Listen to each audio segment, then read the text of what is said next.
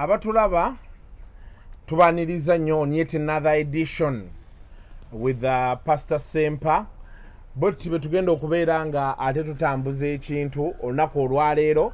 Wiki yadde tetwasobola kubeera naye for obvious reasons, you know. But yeah, today tuli naye wano live tugenda kulaba ekintu tusobola tutya okubeera nga ate tukikwasaganya okusobola okubeera nga tukitwala ku level eddako. Teweerabira, don't skip the adverts, tobuuka bulango, ate era don't forget to subscribe ekintu tusobola okubeera nga tukitwala mu maaso. Pastor Gabriel Baba Sempa gwanga muje. Eso. Sebo je bareko. Kale baba. Basaze enviri. Enviri nazisaze. Bambi kirungi nnyo. Kirungi nnyo kifaananyi kyo nakiweereza ono mububuka lawyer Semakaddi. Yagaana okusala enviri. Twali tukudibetingako kubanga ye yagaana okusala enviri. Yefuula simanyi butasala enviri kiri modern. No, but I think it's about what's in the head, not what the head looks like. I've seen people go to office in shorts. We need to be flexible, Pastor Sempa. Tuleme kulwa nnyo ku ebyo bintu. Ate by the way nze omanyi mu kubikunneewuunyisaako. Ffe twakulabanga nga gaya ali modern. Ng'enjiri gy'obuulira si eri ey'okutufiirako obufiizi. Oba kitegeera naye kati ate oba okaddiye bukaddiye. Ebintu kuba gy'okikuba mu tetukyabitegeera. Kati ekizibu ekiriwo nti mwayonooneka emitwe. Tulina okubaddamu ne tubazimba amatoffaali. Kasubi w'emitwe gyamwe baamwokya. Amasiro baagokya abantu era kyebambulira Charles Peter Mayiga. Tibala abaana Abaganda bali bubi kati ne wano Semake ali awo. Esema mbombo oyagala kubeera lawyer tasala nviiri biki. Kozi namugamba nti naye obwongo bulungi nnyo era bwe bangamba. Kati walicho bayita materialism. Materialism gwokozesa abantu, you use people. Kati ate fe abaddugavu, we are not materialists. No, fe to building a relationship n'omuntu from life to death, even after death. Kati nze bwe nkulaba ng'okuze ne bw'obeera toli mwana wange. Nanti kumana gwe okuze otuuse okuwasa. Bwe nkulaba nga toyambadde bulungi. Toyina mulimo. Kitegeera. Ne bw'oba onkoledde ekintu kyange n'ojja n'onkolera naye ndaba nga waliwo ekintu ekitali oke. Kati yena nga pasita nze tufaayo bwekolera ebya law okitegeera. As long as I'm a good lawyer, that's all you should be interested. Because no, I care about you as a person. Nkufaako ffe nga abaddugavu. You know, they say it takes a village to raise a child. Kati ffe tetulinga abazuuba baga nti no, man, as long as you're happy ne bakuleka mu bifu by'olimu. No, ffe tufaayo. Tufaira na mubulide. No, totuswaza. By the way, it is a principle. You can't be disorganized outside and be organized on the inside. But he seems to go against that principle. Ani? Lawyer Semakadde ku misango gyawozezza n'awangula. Well, he may be disorganized outside like you say, but well, anyways, I find him okay. No, I really have no problem with him. No, I'm kati gwe tuli taata. Kati kaduka tukimanye. Mu society tuyinamu abaana etubeeramu ne bataata. Elders. Era bagamba nti council of elders. Abakadde. Kitege kati nze kati bw'otunuulira ekirevu kyange n'okikomparinga ku kikyo. Olaba nti ekyange kiri mu zebra crossing. Kuba mpise mu migga ebiwonvu bingi nnyo gwe tonayitawo. Mukyali baana bato. Kati bwe tubabuulira nti banaye mwambale bulungi. Okitegeera. Kati by the way abantu mbalaba abaana bambala beach wear. I can't believe this. Ku beach. No, mu kibuga abaana bali awo. Kati balabye mu video buno shiba byani. Buli muntu akubeera nga abaana badansa okuba bino binankani biyero mu mitwe. Confusion. Confusion. Atira nze neetaaga okutwala abantu okubatwala ekyankwanzi. Because ndojja waliwo omutoolo wano yali anguza wano ewandegeya. Buno obutoolo bujja wano ewandegeya. Oh, pasa kaze abwoli kiki. Najja nga yambadde earring okunguza ki emichungwa biki. I never buy from them. Sigula. Era nsooka mugamba listen, soko jeko earring eyo kubanga abakazi be bambala ki earring. Anyway, nekirungi nti wasaze enviiri. bulijjo kikuluma kinnuma abadde sinakikugamba naye kano ekirevu nakyo olina okyorganizingamu nekirevu kiri organized of course during the day because as you think men you have also seen you do it sometimes when you're thinking otambula twakolayo omuwala ng'omuwahaaga yakutte mu kirevu aliwa omuwala twakula mu bufaananyi awo ku social media wakawadde haag naye eri haag eri yabadde empitirivu nega musajja yange kasuku yabadde bite South Africa musumba bannaye wagenze south obuzibu bwe tuyina tova ku mutimba twakulabye nenga my man has gone south is he gonna come back I was trying to organize the next day I was leaving kuleka bintu byanjawulo someone invited me for their daughter's birthday party. Wow. So I went. Wow. Nakweza ticket. Yeah, nampereza ticket. Nengenda nembeerayo of course the meeting abagaya abalala abali eyo. It was worth it. It was worth it. Also, we don't know when you can get a day off and no chusa kumbera. When such opportunities come, you go. Bichibi walabye. So many things. Naraba upside down house. Have you been to the upside down house? What the upside down house?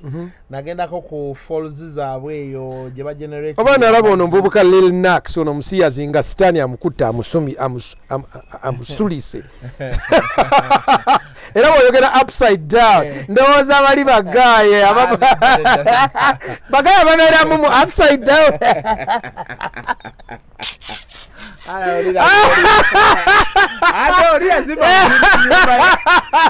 It's a unique concept. Yeah. Someone built a house. Amabati nagateka wansi nakasolya. Then ate nekolate. Oh wow. Then everything in it and it's omanyi I think sometimes the last time I went to South Africa, I didn't move so much. Nakomanyo mu Pretoria around there, but this time around nafunye obuddo obulambula so many things. And I go to. What about that Pretoria? I was Nagana Santon. Okay. That's Johannesburg. Okay. Yeah, the richest square mile in Africa. Santon. It's Santon. Wow. Yeah. Now, the some of the things I saw, I realized two things. One, tetweyagala as Ugandans. We don't like us.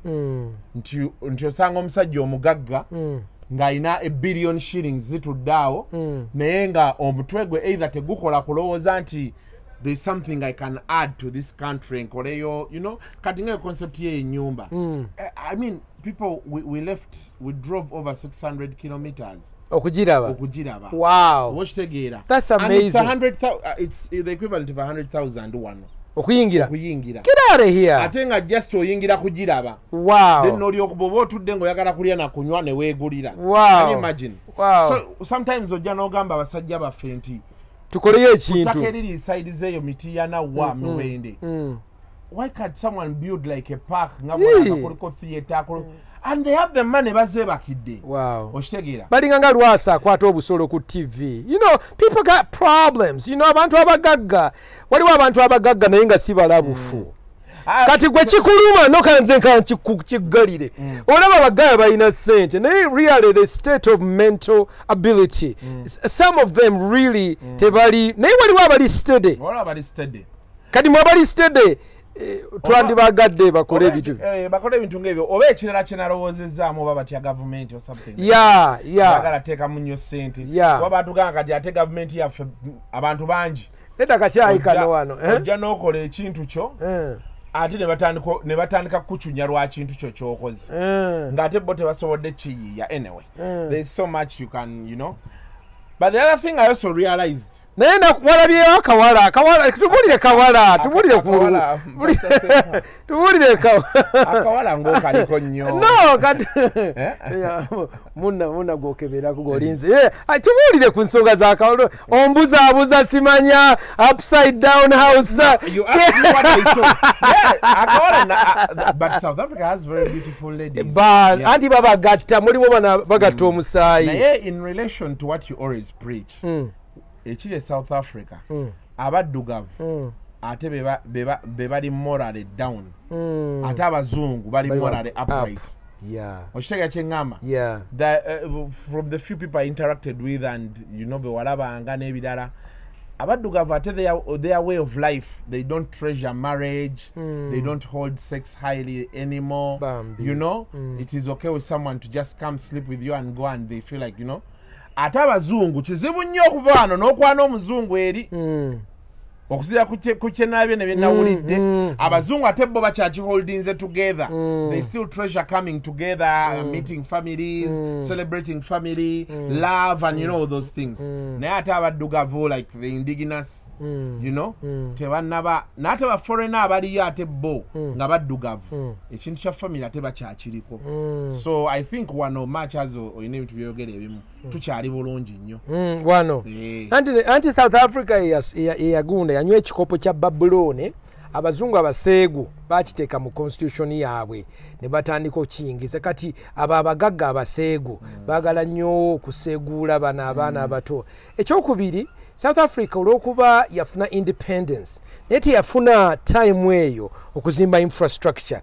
Era South Africa unfortunately nga Sudan kati wefunide independence ne baba GPK eno liberalism ebisiyaga ebyo kubensi yali etambudde already against no kati abaddugavu bambi tebafunye misingi. Kati bantu bane misingi oganti nze nasoma na milyango ne producing omuntu nganzi ndi wasoma St Mary's College Kisubi. Of course kati wali what commercialism eriwo kati nti abaana basoma busomi ne babavaayo weba fwa ne wabadde we misingi then tubane cultural leadership. Naye kyoyogera South Africa is an example of democratization without values and without God. It's collapsing, it's imploding. Kituluma era nsaba Mukama atuyambe enjiri ekyuse South Africa once again. Naye kulikayo kulabya akawato yagala kogerako ndoza katukireke kyombadde nkibuuza ko labiko egera kubeera embarrassed. Sagala kwembarassinga. No, dokuba line eyo. Why could I get embarrassed? Are pastor nawe leka. Why could I get you're blushing. You're blushing. Akaona kakunyumira. Wakala waneka kunyumira. Bamanika difenna. Fe batata. Chitunyumira batabani baffe nafuna omuwala nasetolinga nakakana. Gamba ne tumanya ati n'oyo naye ateredde. Yes. Ejo nakyo chiwedde. Kati ate bitu ene sene badala lombulire but tujja kukyeyongera. It's a discussion for another day. Okay. I'll tell you. Okay. Now, mbera ndi eyo actually before I left here. Nasoka nenda ku mawulire Pastor Muto. Yesu Muto. Omusajja nga actually salaba Yesu Muto. Nalaba tata ne mama w'omuwala. Nga bagamba omuwala waffe yajja wano ne banjula kuba nabo baali basabira ku kyaki ye kyekiri ekintu kyabaffe nomu kye nali nkugambako discussion eyo n'ogyewala nooza banasajja nabo baali basabirayo bakunyigiriza nnyo n'otyamu genda maaso kuba bwino embadde sinamwera baali basabirayo walabira muwala waabwe. I think she was 20 years old at the time because they said 7 years ago from what I heard. So she must be 27 now. Ne bajja ne banjula ne bakola n'embaga. Kati be bamala they didn't see their child again. What? When they tried to ask nti ye omwana waffe biki Yesu Omuto n'atandika ovaako. Waya. N'atandika oweerezanga nyazaala be ebifaananyi bye eby'obwereere. What? Okitegeera amuweereza ebifaananyi nga bali mu kazannyo. Okitegeera.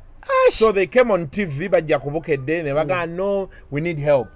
Next I saw I was actually in South Africa nendaba nga polisi yali yamuyita ne bajja ku polisi n'omuwala.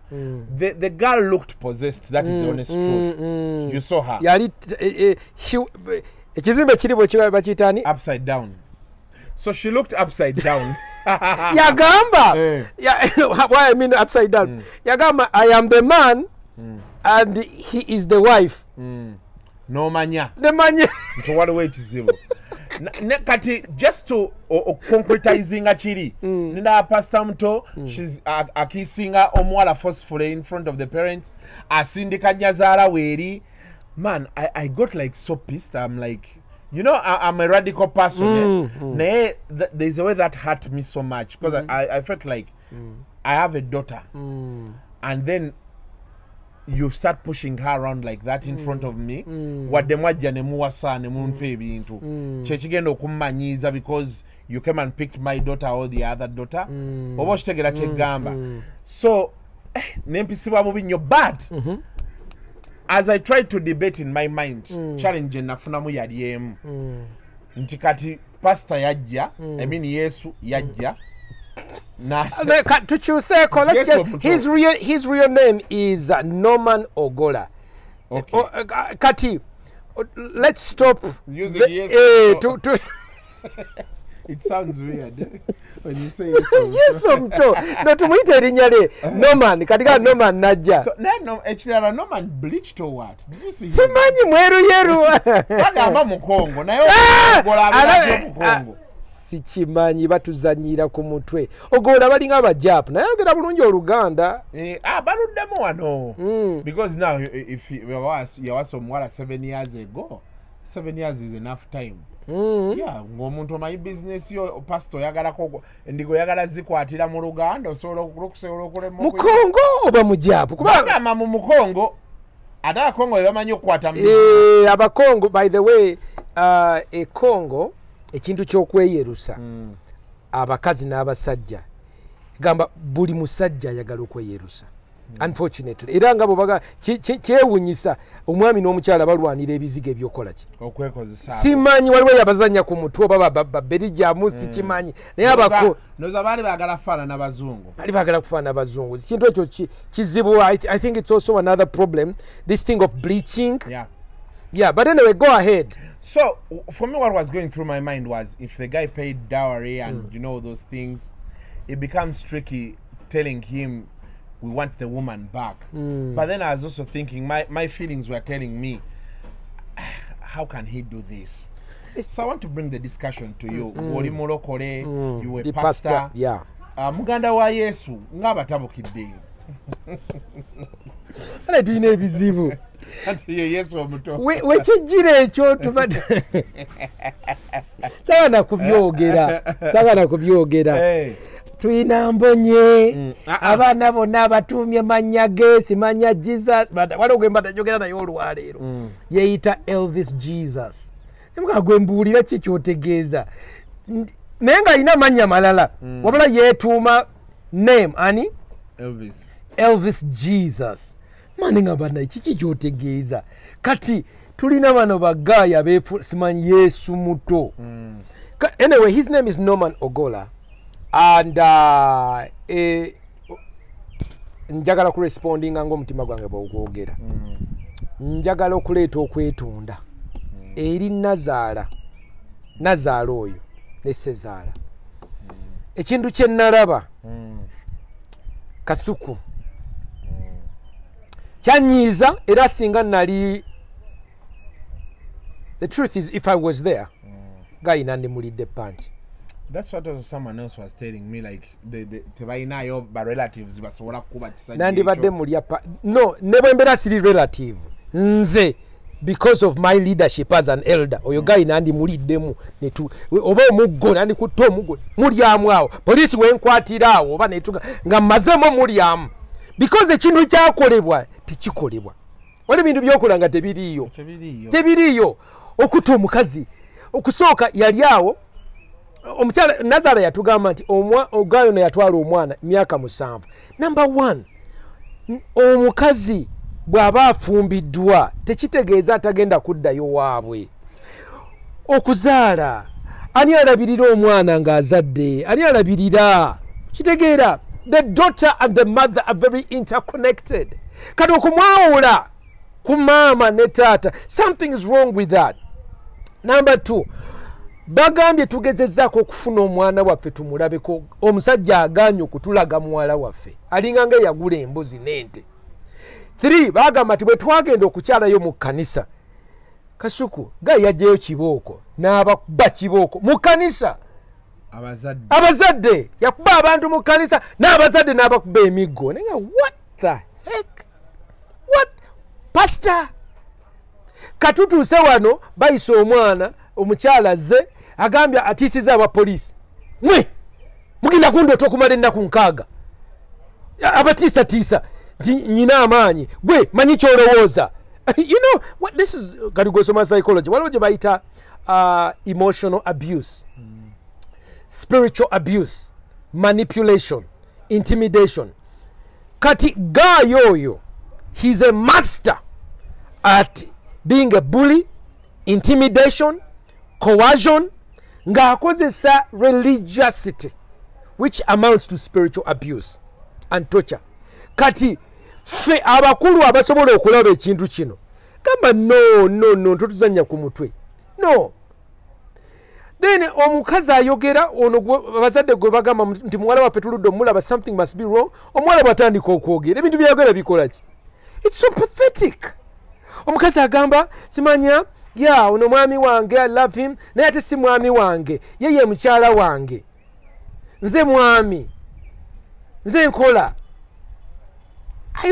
kasuku natunulidde ekintu kini ngamba this is so sad, it's terrible. Then akuta omukazi amuleesa simanya baagala kutwala mukazi wange bamufumbiza omuzungu eja mukiriza mwagala nnyo namukisinga. Oh God, that was so nasty. Mu maaso ga Nazaala mu maaso ga Sezaala ekintu ekyo tekikolebwa first of all omusumba, tekikolebwa wano mu mpisa zaffe Abaganda, tekikolebwa mu bantu abali civilized. No, mu lutalo bwetu no tokikola.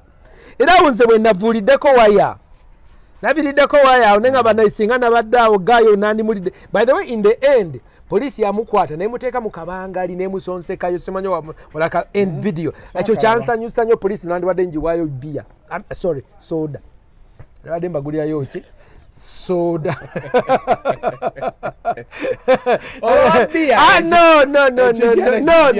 No nseredde. Pastor Sempa, you don't drink beer? No, I don't drink beer. But you drink wine? I drink wine. And whiskey? Champagne. Do you do whiskey?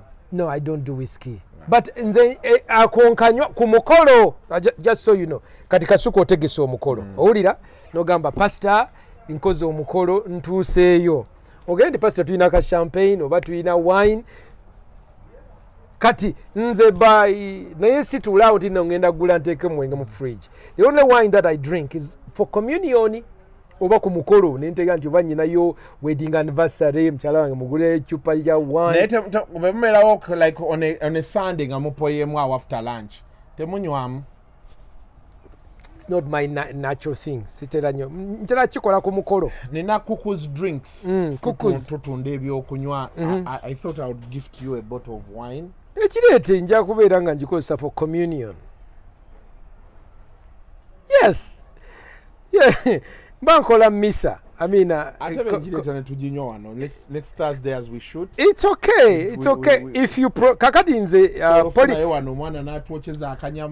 police yange eri bweti. Kati nyina bakwano bange abanywa ate nze sinywa.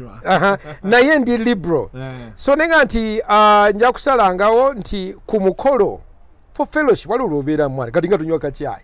Kitegeera naga nti asijja kunywa kachai kitegeera nga asirya nyama no. I mean at the heart of it is fellowship and communion. Wali n'asiramu aga nti bo tebalya mbizi naye ye bw'oba gy'oyagala okulya n'agiggulira. I don't know if it's okay with them in their religion. Simanyi being liberal. Wabula nebaza abasiraamu obutalya mbizi tetwanjiriddeko wane wandege tetwandifunyeeko nakatono wano fe abalala ekyo of course kabizi kawooma. I'm a farmer by the way. Nyunda embizi naye kizibu nti buli kaseera ntera bwekulamu nenjisala netujja kati ekula gye musala nemulya nkyala wangamba mbu amepua fama buli lwengira kyofunakyolya omanyi abasajja abaganda by the way this is I think part of it I got from my mother and we need to redeem ourselves from it maybe but tuyine enganti katwerire obulamu bwa kiseera kati ideology eyo there's a part in which it's okay, there's a part in which it's not what? Okay. Cut for savings, eh? Nako msajja gwe nali naye eyo akawala ne kajja ne kanywa omwenge gwe kalidde ne kalako kola ebintu kamulaga nti kagenda mujjamu muganda ngogenda kola ki nanga akasuku omudigize tatya loosi boboze okitegedde nangamba statement beer ni beer. Beer ni beer. A beer is a beer. Bobo jiguze. Oh, bafanana etyo betya. Beer ni beer.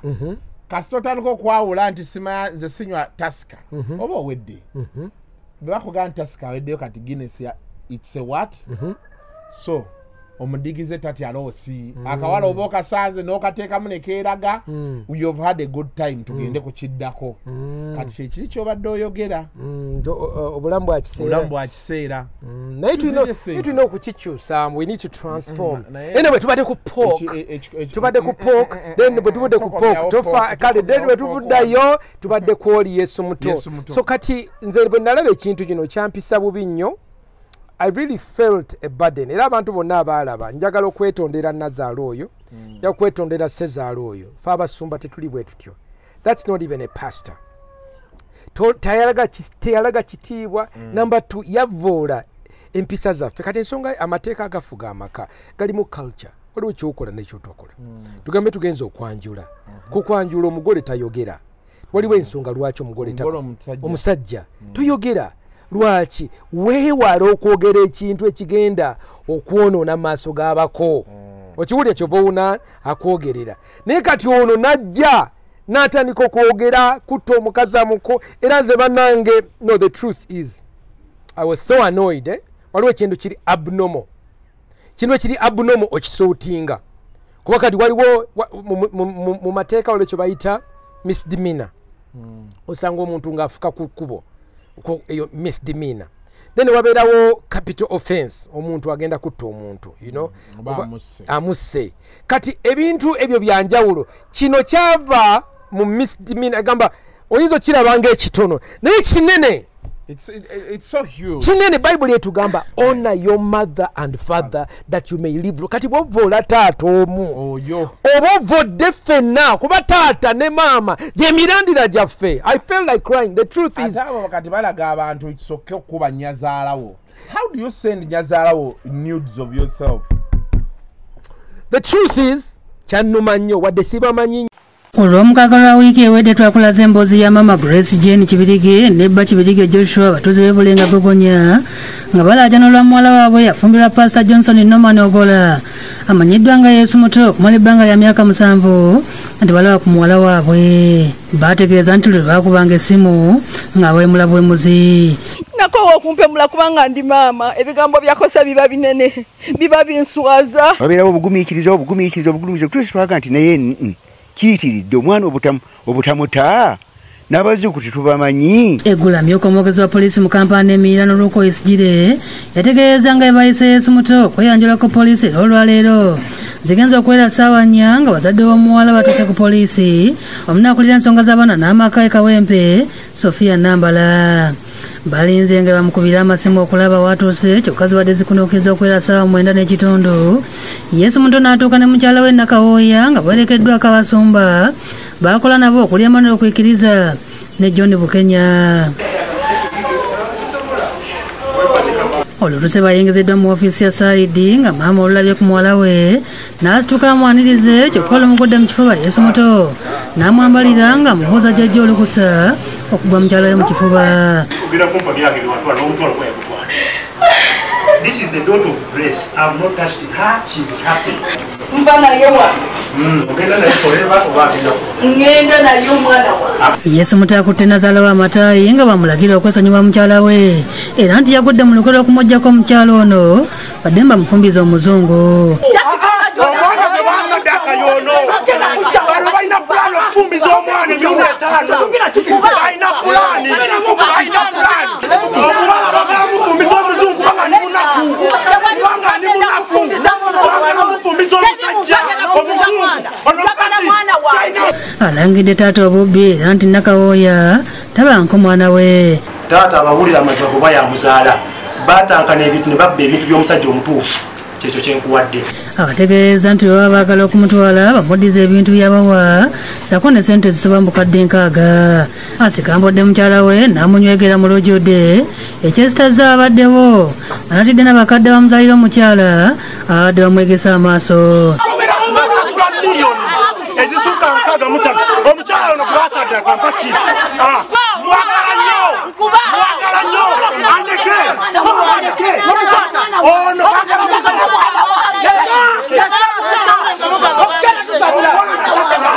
Mama bw'agenza okujja muwala we alabise nga tali yekka asabye nnyina okumwesonyiwa.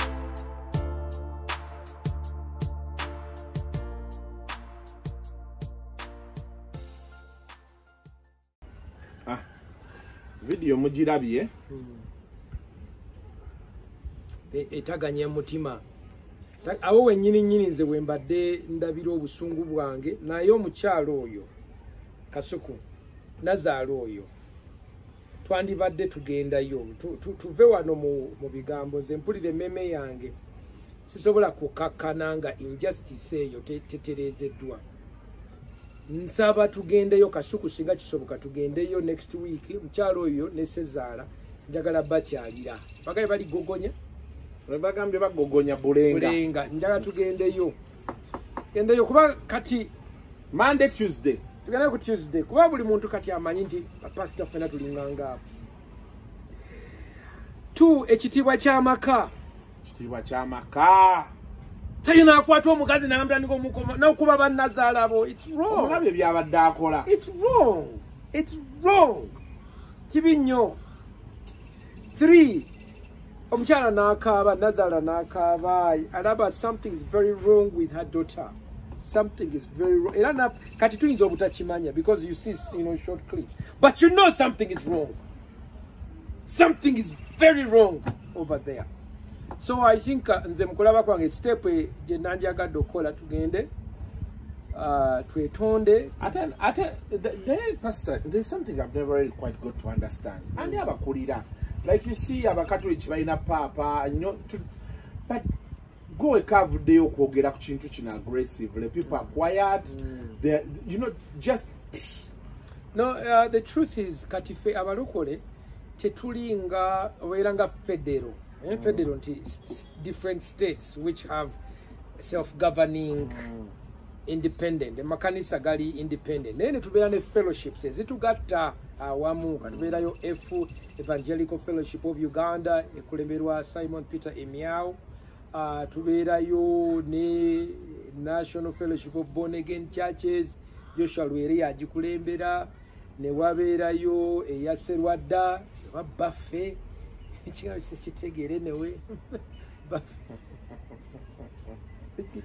I'm not in, but that's fine. We have Pastor Robert Kayanja in a Miracle Center denomination. So different groups. So ono simanyi java katulinayo groups, emergent groups. Nengo ziraba they are very cultic, they are cultic. So bwe tunulira ekintu kino kiri cultic bambi era the lady has traits of she's possessed. Yeah, something is not right, something is wrong. And then I had the guy saying you see a tata wa muzala. What? Like, how do you say that? Era bulo eyokubiri weyingirira ne bwabera nga si ya muzala. How do you wani akuwa obuyinza okwogera ekyo at that time? No, I think it's a diversion. Simanya bakenda kumfumbiza muzungu. There's no indication at all. But you can see this person, he's a major manipulator. Major. By the way, so mbadde mbasaba Kasuku kampisewa kalango kange kano. Woboye nawe okwatiddwako nga wandyagadde okulaga kunegattako nze njagala kutwala omutima ogumenyese eri nazaalo ono tumukyalireko tuweeyo kye tumuwaayo ekiraga nti no tukoze eki twenenyeza oba nkoko oba mbuzi oba something like that, then tumanye neki kyaliwo, what we can do to encourage her and her her husband and her daughter okulaba kye tusobola okukolawo. But nandyagala tugendeyo mu nsonga bw'oba oyagala okutwegattako ku ekyo kubanga nange ze mpisa kalango wandyagadde ogapasita kankusupporting ku ekyo ogenda okola omulimu ogwo ennamba yange eri 0772 641028 0772 64 nkaga munya 1028 Martin Sempa 641028 yeah. Oh, okay, for me, what is really bothering me about that whole story, like, couldn't he keep quiet? Of course. I've seen, well, I don't want to say like mothers-in-law are so holy. I've seen mothers-in-law, fathers-in-law, sisters-in-law that are really bad. But because of that respect we have kids here, and you know, people choose to keep quiet, and you know, or maybe they go, actually you choose to keep quiet and walk away. I know much has it in their heart and all those things. But this guy, and you know what shocks me? His name is Yesu Omuto. No, that's not his name. He calls himself Yesu Omuto. He's not. He's desecrating the name of Jesus. Okay? Atuzanya kumutwe. So no, Godon Norman Ogola. Amanya gabadasa, but I remember Norman Ogola. No, as don't you think it is time more regulated? What is regulation? He closed so many churches. No, not related. You see, you need to balance. Because just imagine, Pastor Sempa, how does a man of God do that? Well, listen. Where are we headed? No, it's not only him. This is Marito. He's using his spiritual aura. But this is abuse. This is domestic abuse. There's already a law for that. Waliwo case eriwo tino waliwo musajja yatta mukyala we namuteka mu septic tank this week. So this is not only here. So it's the issue of regulating marriages is different from, and supporting marriages is different from the issue of regulating churches. Tuyina ebizibu neze right now siye bino siye kino ekirimu tuyina ebizibu ebirala. I don't think we need to twetaaga one man show kati nobeera ng'oyina mbonye mbu yabakulembera. Pastor Sempa, tweyanzege. Njogera ku bantu bano tera okwogera ku mbonye n'okyusa. Njogera bujingo n'okyusa. Omanyi lwaki nkyuka? Because these are people, Pastor Sempa, I don't know, but these are people touching and changing people's lives. Wapi. The same way you're doing. Wapi. You know, kati kyogamba nti mbonye abantu abo bonna bonna bayina. Mbonye atakwata ku bantu kugwa wansi. Kyogamba hize No. Again, you in South Africa, but upside down house. He's not. Mbonye is running an upside down house, man. No. Again, natula kuntebe ngali yeka. Nze mugabuli lunaku man. You need to have a wife. No, you need to. You can run that, but the ministry itself. No, even the things he's talking about. That. No. I want to agree with you. Simon Senyonga. Simon is a bright guy. Olwalero mbalabi bali abagazako ogulawo soba opening the churches. Yeah. Aliyawo. But justified, don't you think? No. How do you say? No. What is that? How explain this to me, Pastor Sempa? Nti wansi mu kikuuba abantu bakola. Crowded as it is. But people who are in church, we are even willing to social distance. They are going to sit for only 3 hours. People are crowding the whole day. Bars are open. Government you can't tell us listen, the government is playing double standards on so many things mu COVID. It's Simon Muagira.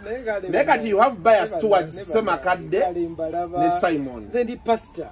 Zina ndibadde nkaba. Olugogera nti no onanyini mufu yakwata wakola ki awawunya. Kati ze nanyini mufu. Ne kati mwe mutandika okutagana. No, kati bano bo babula sente. Bano banonya kunganya sente. Era ngambye Semakade. Obulira Semakade ne mubulira nti gwe kyosobola okuyamba Simon Senyonga. Muyamba agenda amalirize LDC. Senyonga amala ebiseera mu bintu bino ebyambonye adde naderi. He's a very bright boy. He was running to be a guild president. Smart. Niye bali mu bino ebidiini tasoma kati omwana yalemu amateeka. He's been now 3 times. I don't want to wonder you got 3 strikes and you're out. That's terrible. Kati nze kankubulye corrective surgery. Sintino tugulewa amakanisa right now. I mean, let's talk about this fellow like Simanye Yesu Omuto. Imagine wekubira nazalawo. What kind of order of soaps are you gonna have? You gotta get this. No, the rush is not open, churches. COVID is here. We must move forward cautiously. You know, I know everybody's having buli muntu yena ine bizibu. Nze sipapa kwecho. Sipapa kwecho. No. Katulina bano bagayi wana bakungana ne baje road blow simaya Range Rover. Wala bikudo services etwogerako zine zambonye. You know, girls are giddy. You know, giddy girls giggling. Oh, jumping up and down. What are you talking about? Nonsense. Never quite ever. I tell my Kakachi, no. You see, women are very spiritual. You understand? Women are very spiritual. Women are God-fearing. No, keep waiting. I must point this issue out. There's nothing different between this group and keep waiting. All the characteristics are there. But what is sent is abantu. Tajukira wano, politician yomwe yakijayo wano. Yagamba tuno, mchala wange namuwe motoka, nena akwate motoka, sene motoka nazitunda, naziwani. Naziwambonye. Something is wrong. Jo nagamba abana wano. Nagamba simanyi. But did the money force the chick to bring the car? Wano. Nagamba omuwala. Nti, I'm gonna go into the university main building. I'm gonna go there. Simanya tebakwa exams. Zengena kuyingira. I'm gonna fly. I'm gonna fly into the main building. Dude, I'm old enough to know when somebody is playing on my head. Like this Yesu Omuto. Mbonye is Yesu Mudo. Middle. No, I got, you know, we're really stuck with these quacks. Okay. Ankati, now, chukomya wariche na dengamba. Don't you think it is time to regulate you people? What do you mean regulate? What do you mean regulate? Anya wa gundi yes ono gundi one sente Emiliro. I went to Mbonye's meeting. Bampita ono kableta yampita. Together. Kableta ya tuswaza fena benda miliango. Because we are decent people. How can you end up kiss the feet of this whatever? Nonsense. Nagenda yo sima pastor jangu tulabi. Njagala kubulia kasuku. Buli mita bidi. Nga waliwo guy owa special forces ayambadde red top ayina omuliro siguno gwa AK-47. Forget that. Bayina simanyi bajijja every 2 feet 2 meters nengamba ono guy bwaba ayina amaanyi agagoba agagoba emizimu biki. Why does he need all this? Buli mita biri kati bwagamba regulation kitegeezaaji bano bapasita bayina convoy. Olira botunulira Pastor Senyong aina convoy. Pastor Kayanja aina convoy. Somebody said what aina convoy. What are you talking about regulation, man? Anti-regulation is what runs you. Where do you report when such things are happening? Because you see, if you say where you can detect omufere, abatari kudini, abatari kuchi, very good, where you're lucky. But there's so many people out there. Pastor Mtobi yekola. How are we going to protect abantu baffe against people like him abekwese mu bonadini? Kuba mu bakatoliki fene waffe Pastor Mutaba kubeno mu bakatoliki senga kati emboke yamuvugiddeko senga tagimanyi kabere mba Protestant ate mu basiramu kyandiyitiridde senga yafadda mu basiramu amajambi agandi mulidde naye kati ewammwe nammwe mwennyini gwe ekagwayogera abalala teboogera.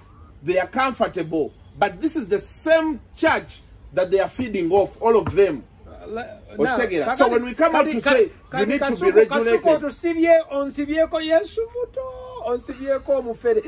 of all, Yesu Omuto is just one of the so many people. Abali mu bulokole. Exactly. Abafuse ba pastor ne babonyabonya ne babba ne bafera abantu. Era njagala okuyigiriza gwe mumanye product ID.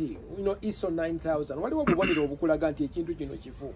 Kati bwogula amazzi ng'eccupa eriko ekituli ne bwebeerako lwenzi oba whatever it is manya nti bagi recyclings. Kati omuntu yenna ogenda mu kkanisa n'osanga number 1 omusumba engeri gye yeetumye Yesu Omuto manya man you are just entering the wolves den. N'otandika okulaba abantu abatambula n'abajaasi. Owulira you begin to ask questions. Bw'oba ogamba oyina amaanyi agakola ebyamagero. Why do you need all these soldiers? Number 3 engeri gye bayisa ensimbi. How do they handle money? buli kintu kyonna kya sente bw'oba oyagala kufula tukusabire aba sente abagenda okusaba gwenteekako emikono wano gwenda emitwalo no omanya nti awo it's a market. Then obuuza, how do they deal with issues of love, sex and marriage? Otandika okulaba musumba handling atya ensonga z'amaka. It's a very big indicator kubanga if you are not faithful to the person you is in your bedroom, you can't be faithful outside. Kati obubonero buno ntera nnyo bubuulira. Then waliwo n'ebirala mu kuyigiriza. Kati olaba bano aba Elvis bonna beetuuma erinnya. By the way, waliwo guy yava Denmark oba Netherlands yajja wano omujjukira yagenda Busoga n'agamba buli muntu gwe yaguzanga embizzi ng'ateekako erinnya aba yali linnya ki erinnya lyerabidde kubanga gwali mu mulembe gwa Honorable Nsababutuulo ne tumubuulirako simanye gayi yali awo ng'agamba n'agenda e Netherlands n'aseka nnyo ngaye ndowooza alabika yali amusiyazi n'agamba nti nze buli gwempa embizzi nga nkuwaki erinnya lyange. That was so terrible. You cannot change. Manyi buli muntu aina idea. Manyi tuwagede ku nsonga z'amanya nga bw'okikeberako wano. Every name has a destiny and an identity. Gayi najja watandika otuwa embizzi n'agula embizzi n'atandika okukyusa amanya gaffe. Kati era byebimu wano ebiri wano ku Elvis. Buli muntu XY Elvis, Joyce Elvis this, Elvis this. Nonsense. Bintu ebyo bituluma nnyo. It's terrible. Banange tulina okwenenya era Elvis nga nsobola okwogerako naawe. This new emergent group Panero, Elvis, Sibani, mwetaaga okwenenya. You really need to repent. Mwina okwenenya mo. It's abuse. It's a spiritual abuse to change someone's name. N'omuwa erinnya lyo. Dikati buli muntu yenna asabira mu kanisa yange abeere Baba. Joyce Baba this. Kati, by the way, which one I gotta show it to you. Guy nga proposing it omuwala. You gotta see this picture. Guy abada proposing it omuwala. Guy na afukamira na akwata empeta. Naga, will you marry me? Omuwala ali awa asanyuka. Naye right behind them, omanya kiriyo. Bana eya Elvis Mbonye nga bataddeko bi balloons. Bwebiti okuveera okutuuka eri. Nkati on the day the girl is supposed to have the greatest attention, because you see, one of the greatest day, the day of her engagement and the day of her wedding. Omugole yabeera omugole. Nobody should take that away from her. Nikati Mbonye ku lunaku olw'omuwala on her day when yali mu butaala. Omanyi gwe bateeka ku butaala? Elvis! He's a megalomania. Kati Yesu yenga megalomania. Spiritual father way. Megalomania. Waliwo omuntu nga aina, they're obsessive with attention. They want to be seen continuously. It was said of Hitler. Hitler was so wanting attention. Nti bwe yagendanga ku mbaga, he wanted to be the bride. Bwe yagendanga ku baptism, he wanted to be the baby being baptized. Then when he went to a funeral, he wanted to be in the coffin. The man no young guy oli wago. Simanya nosi nesi. Simanya yizo kuteka munti Nsababutuulo, Busoga, pig name oba muzungu whatever. Anyway, chinonyezeka. But as we are searching for it, but then njagala okumanya njagala tugenda ku kyobufumbo kino ekyono omuwala ono ekintu ekinnuma nnyo kino Kabulula ne Flavia sagala kukireka. What do you want to talk about it? No, I'm just asking. First of all, Flavia is such a good-looking girl, and Kabula is such a handsome dude, isn't it? Kati, when the story broke a couple of days ago, they were sharing us screenshots. Nti waliwo guy ayogera Lujamano bali Faransa. Kati ayina demu awo gwa discussinga naye Eiffel Tower bichi French connection. naye nga kirabika Honslet. yes Honslet. This man owns a cult and he's a homosexual. He sees his pig for a name scheme as a name. Twamumanyi kana olabe badnage Boteyongera, village of Boteyongera, and paid him to legally change their names to Honslet. Wow. No, it's okay. It's fine. It's okay. Okay. Today one. So you were talking about Cabra. So Cabra yanyiza. But did you see how that conversation was flowing? I have to overcome my own disappointment. Gwenga patron wa Uganda Kwanaling Association. Yes. Okwana wakulaba otya. Ayina obukodyo bulungi nnyo which ngemboze flowing Faransa voulez-vous danser bonjour siki Paris Eiffel Tower naye kizibu yali akwana mukyamu yani badde akwana mukyala we. By the way kati nze nkwana mukyala wange buli lunaku. You still send each other those things? I'm telling you mukyala wange mukwana oyina okubeera ng'okwana mukyala daily n'omulaga love kati gwe namugulidde ka chocolate Ninkatwala nabadde mwasina kasente motoka yange yakubye engine eggulo nabadde munnako ebyo kimotoka kyange ekyo kye twayogerako nabadde munnako naye nga kankivuge mukama wejja okunda kati nagivuze nekutukira ku bypass. Man, it was terrible. Kati by the way mwena muyina okumanya kano kalango bypass bagikwasiza Abafalansa French connection. Bagitambuza emmotoka yo kasitefira ku bypass bajja kwogera Lufalansa era oyina basasula mu $.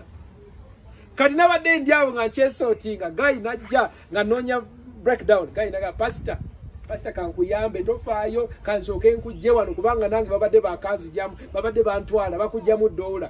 Nansikako kigunde kijegere nawe kola nantwala lituka ebusega bwe twesootingidde eventually nafuna breakdown nandeetawa. So now olunaku lwabadde luzibu yesterday nesootingawo nengenda kuba n'abatunda emmotoka njogerako nabo naye ngaofiko siina kasente awo naye waliwo yajinjaseemu naye nga kanjivugemu leero ye naddemu nayo kitegeera era mwena abeewaddeyo okunsapootinga ku mmotoka mbeebaza naye neetaaga obuyambi emmotoka enjagala okula $3 nga 3 kabansapootinga ku ekyo bw'oba gy'oli ng'obuga pasita enjiri gy'abuulira tumusapootinge banaye mumpeereze singa afunayo abantu nga 30 ampayo akakadde kamu kamu oba abantu 6 ampayo 5 kitegeera obeera mu kintu kama obeerayo banaye namba yakanjikuwe 0772 64 1028 noti 772 6 4 28 wangamba ogenda kunkwasa gayo atunda emmotoka. So anyway bwe nazze nadde nzirayo akasente kenyinamu katono naye nga nguze ebyewaka akaveera kewaka naye nga omukyala nyina omugulira ki ka chocolate naye nkabuuza nti kano kammeka ati ako pasita ka siringi 8 nti ate kano aka white milk chocolate ti ako kasente nyingiko ka 9 wali kwentebe kampi tekamu nengolayo mineral water refreshing nenkamutwala yawe natuuseeyo ewaka nenkamusimba I bought something for you. Omanyi embidde gy'onoosogola oyina ogitegeka ku Monday ng'ogisogola Friday. Sajja temumanyi love musogola embidde embizzi kyembayigiriza kasuku n'omuwaayo chocolate wakatuta osuubira kakungula ddi Saturday mwe mukungula we mutasize.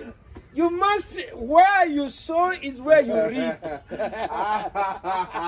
You know kumulaga love. Tomanya by the way. So anyway, badde kubulira nti nabadde kukyakabula French connection. Yani kwanye mukyala we. Yanti kwanye bananga abafumbo. Ekimu kyembayigire mukwanagane. Naddala omwami kubagwe pasuwa kwana omukyala wo. Mwereze yakagambo ka WhatsApp mugulira akalaga love.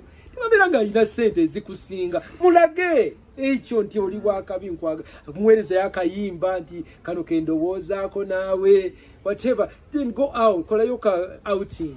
So nalabye Kabula bwe twabalaba bafumbira by the way 4 years ago such a wonderful nalaba Bishop Zack Niringie yabagatta like bali All Saints bambi omuwala Flavio mulaba fera tuba tumulaba such a is it 4 years already? 4 years. Wow. Then ne Andrew is a handsome dude. Yeah. He's a nice hunk. Kati ne tubagalize ebirungi they are sort of celebrity what? Yeah. Married.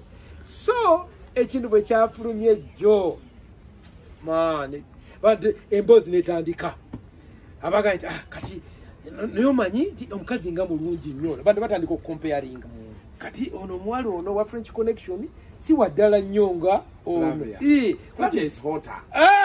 of course kati abantu batandika ti naye kiki ono kyatalina kyayina you know, and that is where I think Neshiba yachogerako and other people, because most times when the man cheats, the questions go to the woman. Yeah? Because everybody keeps asking, what is it that's not in this woman? Auntie, assuming that there is something wrong, but doesn't mean every time there is something wrong. Yeah, but for us, we always think there is something wrong. By the time you leave your woman to go for another woman, there is something wrong with your woman. That's the perception our society has. No. The woman may not even have done anything. Okay, let's just agree. Let's admit. Okay, when there is sexual need, sexual hunger.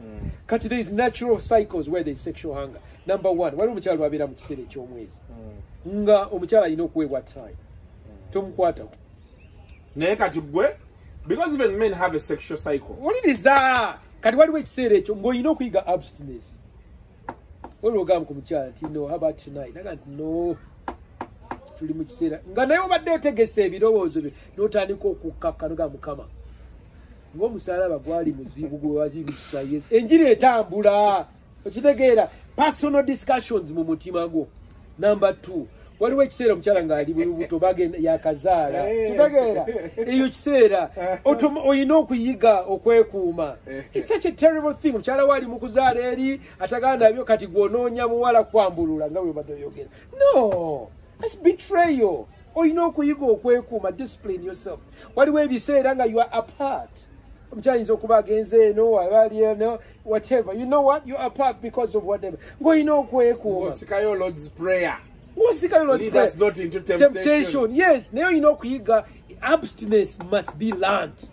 Because it is required as part of married life to keep commitment. Kati, so ekintu ekyo kibeera. Then waliwo lw'obeera ne bakwana kati ze naliko ku Sheraton awo. Bakazi babiri ne bajja ne bankwana.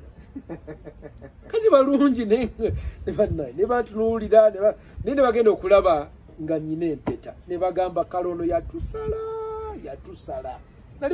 Nali awo ku front desk. I was booking. I was calling for someone in a business I was doing. But now abakazi balina bakutunuulira. Abakazi balungi. Tandika okweyoga bakomparinga wano. Ninga bana nalo. Nika unasi yali afugizina break dance. Bala bali abalungi bakyota balinga ngazizali. Ninga Mukama ekisa. Omusaayi gwa Yesu gumala okubaza. So wawera webiseera nofuna temptation kati bano nga tuwunzika. Yes, it was very unfortunate what happened, but by the way Sheba should just be quiet. Sheba should just have kept her mouth quiet. Nasirika kwange Sheba alina okujja mu ofisi yange kuba alina ensonga, alina enzize. Tumulaba akukuta n'obuwala. Sheba muwala okuze mwana gwe olina okufumbirwa. Funayo omusajja osetolinga eva ku buno olina obuvubuka bubwaye wali obuvubuka bwatambula nabwo ne busibutegeera bulinga buno mu Abrams. Sheba olina okukyusamu. Upside down house. Yes, ennyumba gitereze. Kati gwe wandibadde osirika n'otuleka ffe ne twogere.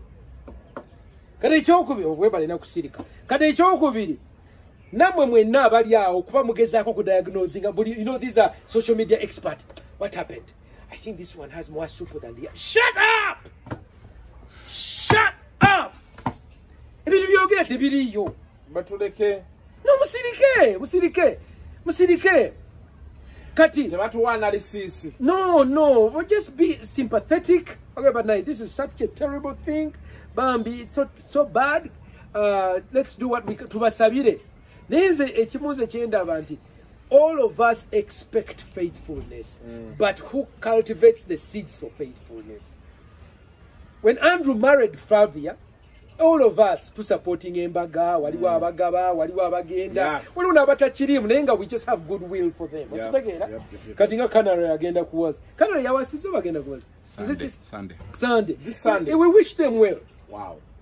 Nayenze, one of my concerns, ngabo yogedde nti, ani ategeka abafumbo in the critical areas okuchuka. Nava kubakati bobera swinga, ngoli single.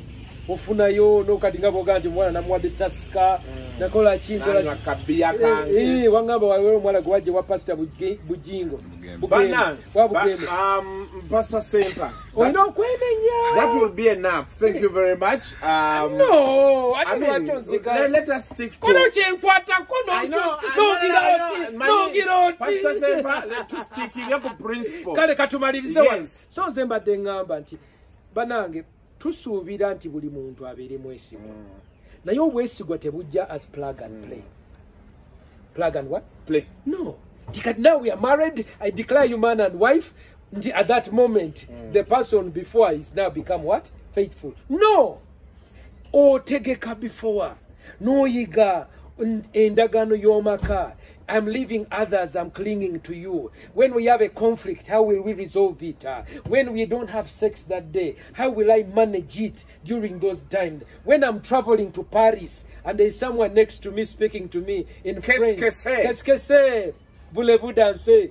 Kokemanyi, voulez-vous danser? No, someone amukuiraka voulez-vous. Omala la gamba. Kasaya mugamba voulez-vous. Kolimbu danser. No, katika vula yetaga katinga bavubukawo. Beta go kubalita nembalita nganze. Kubanze ekitu n'okimanyi. Ne tumala time ogati no tugenze konge kyankwanze. Ne mara ne wiki ngalo marriage conference. Njetaga. Oyina eri waggulu ku lusozi. Njaga njetaga. Ojo gikoleyo abantu nga batujja ne batuuleyo ne nobanyonyo like a weekend Friday Saturday Sunday. Kole. Naye kati abasajja olowooza munajja. Normally bakyala be babeera ne sense ate abakulukulu abavubuka tebajja exactly bali mu kapiira bali mu ki bo balowooza by the way bw'olabika ne kino ekyana bw'olabako ne kiri kati bo ye success ne batamanya ebyana by'amaanyi mu Kampala wano Mukama atuwadde abakyala abalungi naye kati nze ondaba njagala ondabireko Pawulo agamba nti follow me as I follow Christ nze maze emyaka 30 kati epo ngenda kuba myaka 30 asatu. Abakazi abalungi gye bali era bakusikiriza bayitirivu nnyo. In fact no yozaari kakubuli twali ejjinja 1987. That's when I became the champion of East Africa. 86-87. Abawala abachotala abalungi nnyo.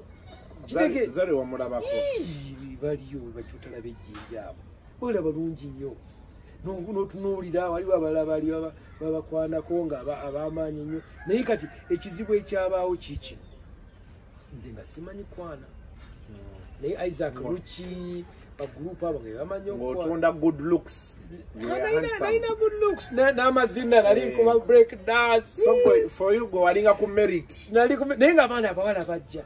Are you the champion of East Africa? Yeah, I'm the one. By the way, I'm showbiz, eh? Abawala basese buka bwe bati.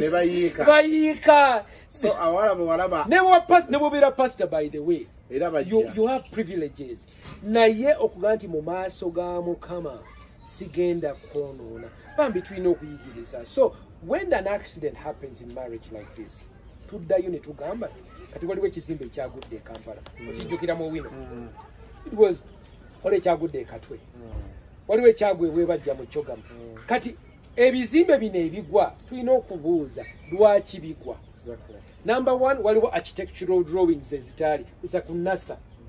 Ngabantu uganje kigalo ki. Mu kifo ky'osasula architect milioni 10 oyagala teekamu milioni 5. Ng'oneka kuba plan y'ennyumba bisenge bina. Exactly. Omuntu ayina okumanya omukazi ogenda mufumbirwa oba muwasa omwami genda naye kiki apart from the looks mukwatagana gye mugenda mukwatagana. Number 2 entegeka course wetaga course okutegekebwa. Number 3, bwe mutandika okufuna ebizibu, how do you resolve issues at that moment? Kuba waliwo twetagayo kibayita marriage clinic. Bano obulwadde obufumbo bufuna obulwadde nga bw'ogamba nti waliwo plant clinic, waliwo people clinic, twetaaga okubeera nga tulina clinics bwe zityo. Yeah, but I think also it is very important as all these things happen okutegeeza abantu kyova okwogera nti obufumbo nabo bufuna obulwadde. The same way human being can get ulcers, can get what? Yes. So how you treat it, because most people think marriage is plug and play. No. No. So we have to accept if Kabura cheated, chiwundu. It's abnormal, but we can help him. It was the wrong thing, but we can work it out. It is not, every man is expected to cheat. Yeah. No. Okay. No. But anyway, echo kampisewa kalango. Jagala President Museveni. Parliament yaffe. Etekewo cabinet ministry eya marriage and family mu ggwanga. Tusobole okubeera nti abasumba bayinayo minister abayamba basheka abafather, because at times tukirabye ekizize nnyo mu religious leaders. Kati things are so bad for you people naku zino. Wolabira dokita nga atandise okufa from COVID, ekitegeeza COVID atambudde nnyo. Wakati Archbishop Ntagali we yatandikira naye naagwe ate nga jukira yali aleese bano kuba kansolinga kiwana kimutega akati. Kati ekitegeeza nti Yes, muntu mubi. They are trying to help. Naye mukubayamba tulina okubeera nga tulina continuous support. Kati gwosoma psychology. Kati wabeerawo omuntu awa therapy, counseling. Then wabeerawo consultant nga yayogera n'oyo counselor n'ayitamu case eyo n'amusupportinga. Ane ba counselors ba psychologists bafunayo time, nabo ne bafuna time kyebayita processing. Nabo ne bayitamu counseling bakitegeera. Kati abantu balowooza nti bapasita bintu bikole fekka bikibi. Abantu bannange ne resources ezeetaagibwa etuzirina bakitegeera. So nsaba president ateekawo ministry, cabinet minister of marriage and family. I would love for him to appoint me, but even if he doesn't appoint me, we can have someone else. Why? We need policy guidance. Okudiringa ne issue eno. Kudiringa kiki ekirumba obufumbo. Tulina bina abasulika nawe weebali. Tulina ebizibu bya feminism tubyogeddeko wano. Okitegeera mukazi n'omugamba bana itumbira kachayi nagagenda okulekolera. Keteereyo. Tulina ebizibu ebya finance, tulina ebizibu bingi nnyo. Kati okusobola okubeera nga tuyambaga kuba tulina minister of Luwero Triangle, tulina minister of Karamoja, tulina minister of Elderly, tulina science innovation, kati tulina ministry for every, tulina agenda nete tulina ministry eya marriage and family. Kati teri ayina mandate eyo. Omwana bwabeera wano nga ayina omutawaana ne maama badduka ne bagenda ke wanna kiwala wano kugundi ku see what youth yali mu youth etumanya atuyamba ku youth wabeera ekizibu mu investment tumanya we tugenda naye ku bufumbo bwe butagana. Where do we go? Okay, it's been quite an interesting show, and I hope abali you've picked a few lessons here and there. Tetujja kusukawo wano olunaku olwaleero, and until next time mubeere bulungi, mweraba.